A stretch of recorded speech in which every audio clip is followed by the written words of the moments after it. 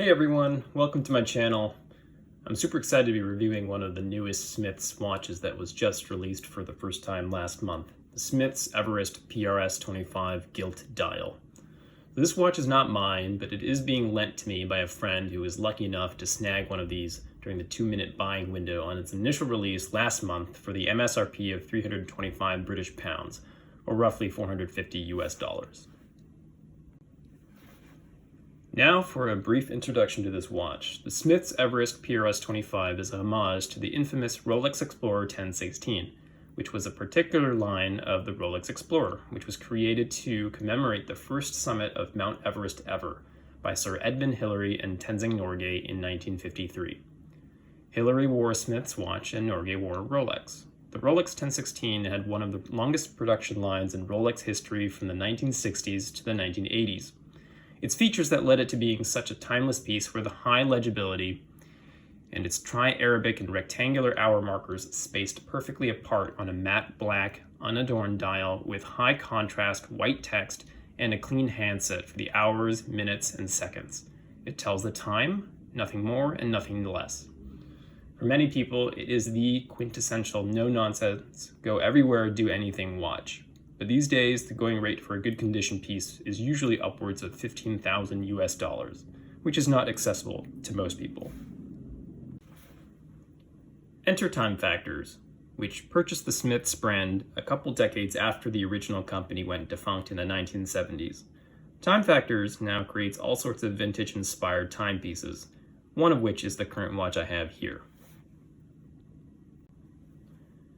Let's get into the specifications really quickly, which can all be found on the Time Factors website, so I'll go over them briefly and we'll put a link in the description below. We have a very classically proportioned case size of 36 millimeters, which extends to 39.3 millimeters if you include the crown.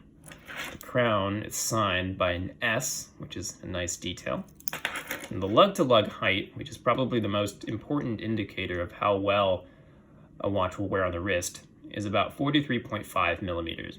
I have a smaller wrist at about 6¼ inches, and the watch wears quite well. I would say that it would fit any wrist between 6 and 7½ inches in circumference very well. The watch has a scratch-resistant domed sapphire crystal, which adds a nice three-dimensionality to the watch, while only having 11.3 millimeters in height overall. The water resistance is rated at 100 meters in laboratory conditions, which does not mean you can go diving into 100 meters, but means you can be all right with just swimming. The movement is a basic Japanese Miyota 9039 with a 42-hour power reserve, which is a reliable workhorse movement that will be inexpensive to service, and in my experience, has run as accurate as just +3 seconds a day. And there is no exhibition case back to see the movement here. Now for the dial. The most striking aspect when I first look at this watch is the gilt coloring of the minute track, text, and the hands. In different lighting conditions, it can range anywhere from a dull light brown to a regal dark orange gold. There's a sunburst effect on the glossy black dial, so the cones of light that emanate from the center of the watch will illuminate parts of the text as they pass through. I would say that most of the time, one part of the text will look lighter than another part. Next, we come to the vintage Smiths Deluxe text with the old logo, which is very well counterbalanced with the text of the all-caps Everest at the 6 o'clock position. Great Britain in gold is also printed under the bottom minute markers. The 369 painted indices are a warm cream color with just a faint tinge of green from the C3 applied luminescent material. Another thing I'd like to point out about the dial is that it looks a bit smaller than your usual 36 millimeter black dial because of the curvature of the domed sapphire crystal at the periphery appears to form a new and smaller border. And now for the case. The case itself has a very nice contrasting finishing with the polished bezel and sides with circumferential brushing on the lugs. The lugs are drilled for easy strap changes. And the steel bracelet comes with solid end links and has a linear vertical satin finish on each of the 3 links in the chain. The sides are polished They feature faux rivets that do not serve a function but contribute to the vintage feel of the watch. And excess links can be removed with a precision screwdriver. And now we arrive at the clasp, which is signed with the Smiths and the logo. And again, we have contrasting finishing with a linear, vertical brushing in the center and polished flanks. It's a simple to point clasp with no fold over mechanism or push button mechanism. It can take a couple pushes to click into place, but when it does, it feels very secure. And lastly, there are 3 micro adjustment positions in place to help achieve the perfect fit.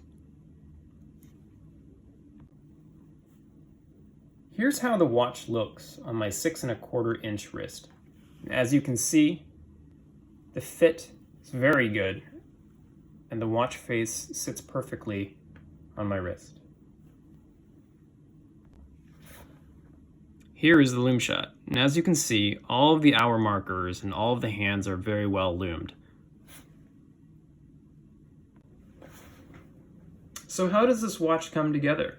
In summary, I think this watch does very well in reconstituting the ethos of the original Rolex Explorer 1016. It certainly has the balanced dial with superb legibility in a classic size. It is inconspicuous enough to be worn in almost any situation except for the most formal of occasions. It has a solid mechanical movement that keeps good time and has enough water resistance to take on most days' adventures. Sunburst finishing adds to the dynamic lighting of the gold text and really gives it a more formal twist to an otherwise no-nonsense classic style. So what can be improved? Well, availability for one, and at this time, the GILT dial version sold out in a matter of minutes, so unless you're one of the lucky few, you'd have to go on the secondary market like eBay, where these have been marked up 1.5 to 2 times their MSRP. The bracelet could be improved, especially at the clasp where clicking it into place can take several attempts. And this next point is personal style preference, but I'd like to see a non-riveted version of the bracelet too, as I think it'd look cleaner and less superfluous. What are your thoughts on the Smiths Everest PRS 25 GILT dial version? And if you like this content and would like to see more, please like and subscribe. I'd love to hear your comments below, and see you on the next one.